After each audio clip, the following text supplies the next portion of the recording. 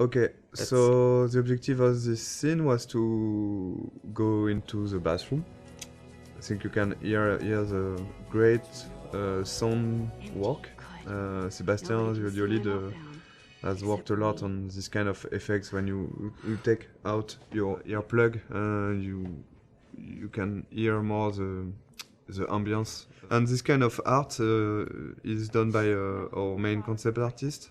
We got like 4 concept artists working on the game, with Edouard, who has made a lot of artwork. He was the one concept artist. So basically in the beginning we do a lot of documentation, like we do a lot of research.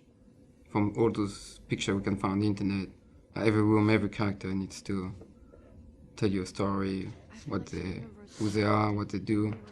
And just for following the scene, even for the mood when it's still the rhythm of the game. So we wanted this scene in the bathroom to have a really cold and harsher and more contrasty lighting, to be different from the soft and warm lighting from the art class before. Seeing this scene, there was here one of the mistakes we have done with the game. For example, when Max is tearing apart the Polaroid. In fact, I don't know if you have tried to tear apart a Polaroid, but it's quite impossible. Yeah, you can. We tried it. You can't do it. It's too strong. It's plastic, and it's impossible to tear it like she does. But of course, there is a lot of symbolic behind this, and so we decided to keep it, even if it's non-realistic. Maybe it's a bad Polaroid quality, and we can do it. So you can see the butterfly coming in from the window. There's a lot of symbol behind this. The butterfly, of course, with all the butterfly effects thing, and the fact that Chloe has got some butterflies on her tattoo, and the color of her hair based on the color of the butterfly. Really something we wanted to hear. The blue butterfly is really, really important, and of course at the end of the game it's much more important. One of the fans' favorite, and of course a character we really love, Chloe. She's one of the most important characters, because at the end the choice is about her. It was really important to create this character the best way possible, so the player would learn to care more and more about her. But we really wanted her to be not that nice at the beginning, so when she's evolving during the different episodes, and she's getting nicer to Max, people would care even more about her, because she changed, and she likes the fact that she changed. If she was the nicest person from the beginning, it wouldn't be, I think, as effective that her going forward and changing toward Max.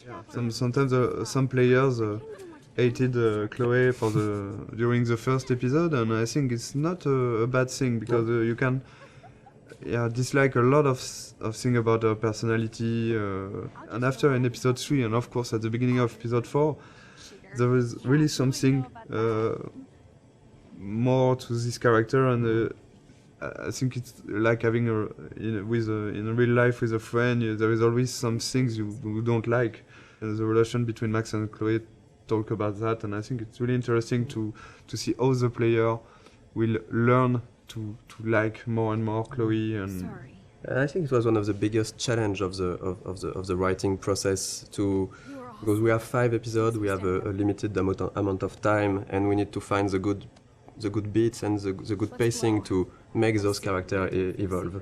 It's a really intimate story, and it's mostly just centered on just emotional moments. All of the major choices that you make in the game are emotional. The heart of it is the relationship between Max and Chloe. It gets really dark, and things get really hard for Chloe and really emotional.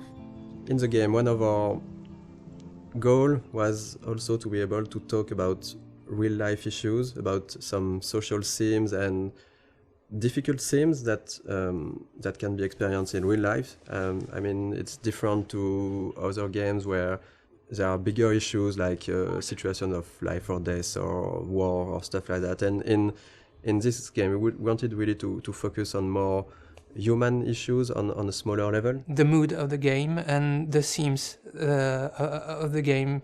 It's the themes that we tackle in the game are not something that you see often in other games. We try to be mature about it. We try not to force it onto players, and we try not to be too brutal about it. We have issues like domestic violence, family issues. So talk about drugs, alcoholism, Unemployment, depression. It's really part of a reality, and I think it was really important for us to not avoid that.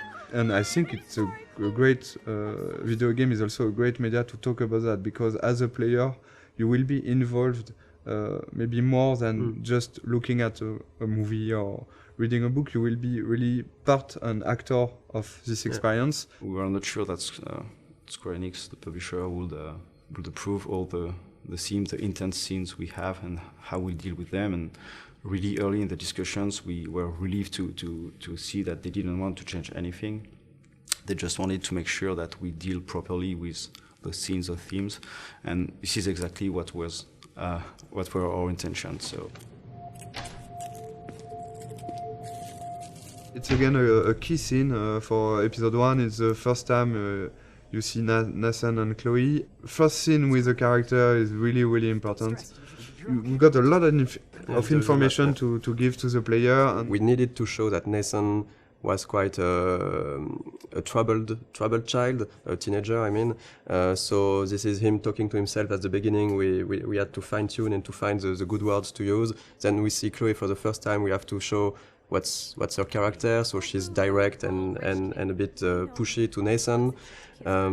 We need still to understand what's happening. So they're talking about money, about drugs. We had to find the right hints to give to explain things. So we don't want to lose the player.